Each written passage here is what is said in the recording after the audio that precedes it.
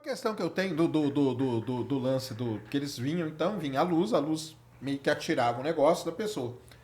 Mas foto mesmo de uma pessoa machucada só tem uma, né? Só tem uma, que é da Aurora Fernandes, que acontece em Belém. Por quê, cara? Famosíssima foto, aliás. Que é a foto que ela tá deitada, tem um cara do lado, que é o cara da... né? E por que só tem uma foto disso, será, hein? A gente precisa chegar em Belém. A gente começa aqui, ó. Esse documento que eu tenho aqui, ele não é nada especial. Isso aqui é o relatório da Operação Prato, que está disponível no Arquivo Nacional. Ele tem bastante páginas, inclusive quem compilou isso aqui dessa forma foi o site operaçãoprato.com. Eu acho que é sempre importante a gente dar os créditos, porque assim, a gente nunca vem do nada e a gente nunca está sozinho. Então é importante dar os devidos créditos para a questão, porque senão fica feio. Porque em algum momento você vai pedir ajuda e às vezes se você não dá ajuda também, fica complexo. Então até para o pessoal saber, quem quiser acessar, aliás, o podcast do Andrei lá, do Operação Prato, ele tem um site também. Sim, tem uma enciclopédia lá. Tem uma enciclopédia onde tem várias coisas e tal. paratopia.com.br/operação prato sem acento e cedilha. A gente fala esse relatório tá lá no Paratopia também? A gente não colocou porque a gente acredita que isso tá no Arquivo Nacional, as pessoas conseguem, com um pouquinho de esforço, conseguem baixar isso aqui. Se quiser o relatório, o Felipe Jaime já fez uma live um domingo de, não sei, acho que 7 horas, lendo esse relatório ao vivo com a galera. Sim. É muito legal. É muito legal porque tu vê que o negócio é sério. Eles não falam que é alienígena. Ó, uma luz aqui. Aconteceu, passou na trajetória tal, da altura tal. No máximo que tem é que quando eles entrevistam pessoas que veem seres, fala, não, a pessoa viu seres. Tem um desenho, croquis, né? O pessoal falava que via seres loiros, né?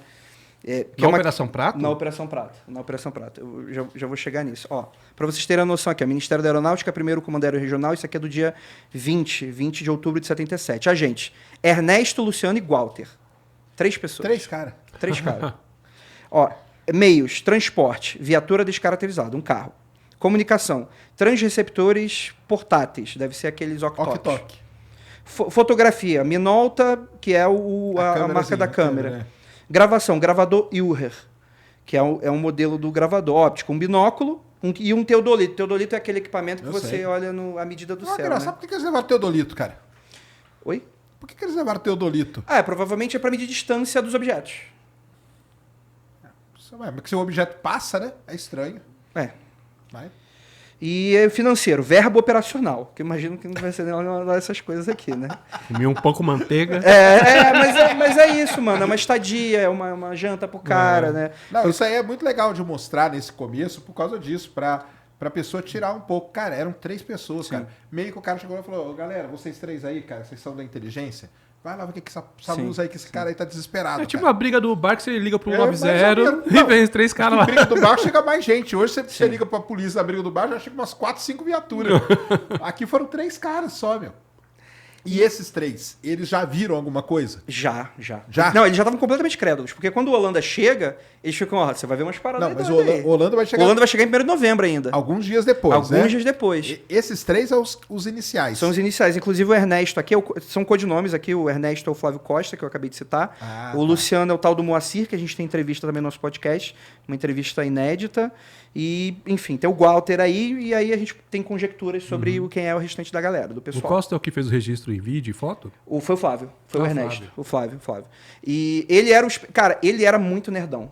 Ele era aquele cara que escrevia os relatórios à luz de lamparina, fazia os croquis, desenhava, fazia a parada e que continuou a pesquisa. E o que a gente acredita, melhor dizendo, vamos corrigir, e o que a aeronáutica acreditava que era o que estava fazendo os vazamentos. Meses e anos depois. Né? Agora uma questão. Esses caras aí, eles tinham alguma coisa assim de acreditar, algum viés? De acreditar ou de já ler sobre o fenômeno? Gostar do assunto. Vamos falar assim, do fenômeno ufológico mesmo. Eles já eram eles eram believers da vida? Sim. O que você acha? Então, a gente não tem uma informação muito concreta sobre isso. A impressão que me dá sobre isso é que não apenas eles, mas uma galera da aeronáutica, no geral, já acreditava nessa parada. A gente, em 77, já estava rolando nos Estados Unidos a segunda onda ufológica. Então essa galera estava provavelmente vendo material de ufologia, uma pá só que eles não podiam falar. Porque, pô, tu é militar, né, cara? Tu vai ficar acreditando em disco voador, né? Em ET, né? Então o que acontece? Eu tenho indícios e conversei com pessoas que acreditavam. Tanto o Protásio, do primeiro Comar, o comandante do primeiro Comar, quanto o Flávio Costa, quanto o Holanda, quanto o Camilo, todos eles acreditavam. Só que quem pagou de maluco no final foi o Holanda. Foi a galera que foi desacreditar ele. Porque ele realmente... Eu gosto de brincar que as pessoas são mordidas pelo mistério. E o militar, ele tem uma... Cara, militar tem uma coisa. Pode ter todo o resto, mas uma coisa é certa. Hierarquia. Você não pode ir contra a hierarquia ao seu superior e a contra a instituição. Você vai defender a aeronáutica até o final. E o Flávio e o Holanda, eles trabalhavam nessa zona cinzenta, que eu acho que eles foram mordidos pelo mistério, e eles falaram, mano, isso aqui é maior do que eu. É maior do que eu acredito, é maior do que o que eu treinei para fazer. Então eles, invariavelmente, acabaram sendo tratados de uma maneira como se fossem... Ficaram doidos, assim. Não das minhas palavras, mas foram várias pessoas que a gente conversou, eles foram tratados dessa maneira lá dentro, inclusive, nesse sentido. Mas a galera já acreditava. Já acreditava, e quando eles viram, pronto. Era o que eles estavam... Mas aí vem uma pergunta. Você acha que o cara ali, quando chegou lá o chefão deles, é o Sampaio, né? Não, tem o Camilo, que é o do A2. É o Camilo, né? Quando o Camilo chegou ali, você acha que ele chegou pra galera e falou assim, galera, tá acontecendo umas luzes aí, quem aí acredita em disco voador quer ir pra lá ver? Você acha que ele chegou de um jeito assim? Uma sugestiva. Sugestivo, assim? A gente tem um indício disso numa entrevista que a gente tem com o Nascimento, se não me engano, o Sargento Nascimento. Ele fala na nossa entrevista o seguinte, ele fala quando ele foi chamado, vamos fazer isso, isso, isso. Um colega dele virou pra ele e falou, pô, fala lá que tu gosta de disco voador, porque isso vai aumentar as tuas chances. Ele fala isso. Da boca do Nascimento, ele fala com o colega dele e falou. E o Nascimento falou, mano, eu não vou falar isso, porque eu não vou mentir. O Nascimento é o cara que ele é mais meio Caxias, assim. Sim. Ele não... Até o final, missão dada, missão cumprida, não tem que falar sobre isso. E acabou. Porventura, ele já estava bastante idoso, ele acabou cedendo uma entrevista, né, que a gente acabou passando no podcast. E isso é muito legal. Porque são coisas inéditas. De um cara de 50 anos que todo mundo já achava que estava meio exaurido nesse sentido. E não, a gente está achando pessoas. E essas pessoas... E isso que é a parada. Eu podia ir lá e podia ver todos os indícios de que nada daquilo aconteceu. Mas não foi isso que eu encontrei. Eu encontrei realmente uma materialidade bastante forte. Mas por causa do período de tempo, é muito difícil a gente achar laudo. Cara, é impossível. Porque 50 anos... Cara, dá 10, 15 anos, a galera queima o negócio. Por que eu vou estar laudo do Chiquinho Freitas, vou estar guardando esse negócio? Não tem como. Não tem espaço suficiente. Mas, Andrei, você falou agora há pouco sobre essa tendência da galera da aeronáutica, quase que não sai, de acreditar. Cara, eu recebo muito e-mail de piloto de avião. Sabe, o pessoal me manda muito e-mail pra falar, Schwarza, pô, sou piloto, eu vejo umas luzes assim, assado. Eu fico pensando assim, uma conversa que a gente até teve um tempo atrás, que um piloto, ele não é treinado para entender fenômenos atmosféricos, identificar satélite. Então, eles devem ver muita coisa. Sim. Eles devem ver. Pô, você tá no avião à noite. Mano, o que você deve ver? E essa é a questão também aqui da Operação Prata, assim. Tem uma galera mais cética que fala, pô, mas os caras podem estar enganados. Eu entendo isso de um cara que ele não tem, às vezes, uma instrução formal, nunca viu um helicóptero, nunca viu um avião, etc. A gente pode até forçar essa barra nesse sentido. Mas, cara, para membros da aeronáutica, mesmo... Beleza, se a gente for para a teoria do... eram protótipos estrangeiros, aí até aí vai, beleza.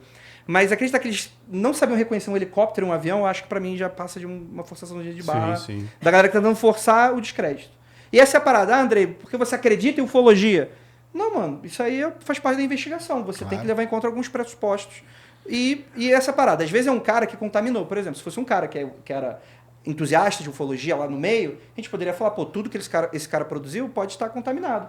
Mas quando todo mundo tá vendo, e a gente entrevista o maluco que tava do lado e fala, não, mano, não acreditava, não via, tive a oportunidade de ver, vi a parada do disco. Vi a luz, eu vi o disco lá dentro. E o cara falando categoricamente. E pra mim, aquilo ali não era sonda, aquilo ali era tripulado. Aquilo era inteligente, era tripulado.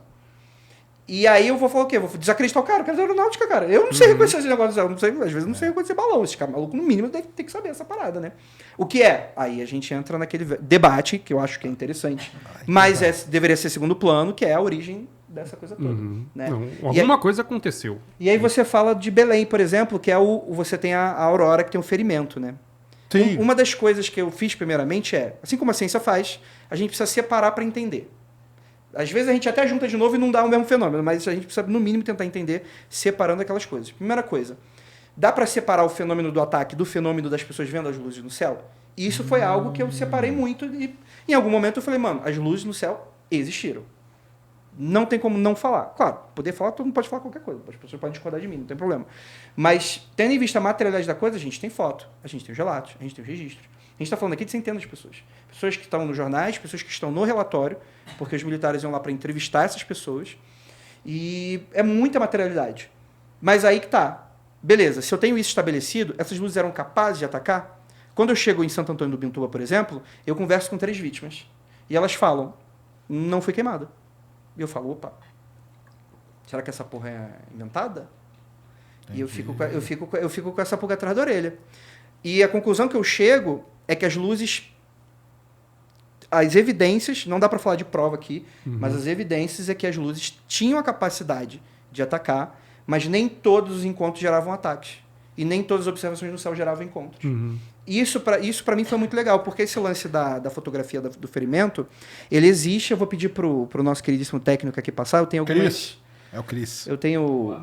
Fala aí, Cris, tudo bem? Eu tenho uma pequena pastinha para você que eu acabei de mandar. A gente pode começar aí vendo eu nomeei como imprensa.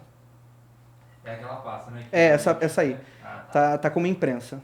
E aí a gente vai chegar na Aurora, eventualmente. Imprensa?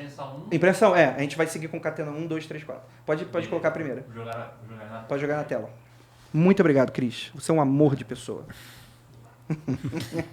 O único problema é que é palmeirense. Olha Tirando só. isso.